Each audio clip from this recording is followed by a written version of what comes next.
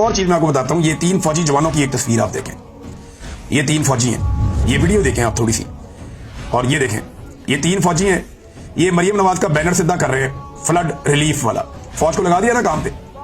طاہر القادری صاحب نے کہا تھا ایک دور میں کہ شریف خاندان ایک دن آئے گا کہ پاکستان کی فوج کو پنجاب پولیس بنا دے گی. یہ ان کا خواب ہے. بنا دیا انہوں نے پنجاب پولیس. پنجاب پولیس تو ان کے گھر کی ملازم تھی، لیکن اب فوج جو ہے وہ ایک سیاسی جماعت کے کارکن کے طور پہ ایسا لگتا ہے کام کر رہی ہے. مریم نواز کون ہے؟ ایک سیاستدان ہے، اور یہ وہ سیاستدان ہے جس کو عوام نے مسترد کیا اور زبردستی ملٹری اسٹیبلشمنٹ نے لا کے اس کو اقتدار میں بٹھا دیا. اب اس سیاستدان کے پوسٹر یہ فوجی اپنے یونیفارم کے اندر وہاں پہ لگا رہے ہیں. کافی تنقید ہو رہی ہے سوشل میڈیا پہ. بہرحال ملٹری اسٹیبلشمنٹ کا شکریہ کہ انہوں نے شریف خاندان کا غلام بنایا جوانوں کو. یہ بڑی زیادتی ہے، یہ ظلم ہے.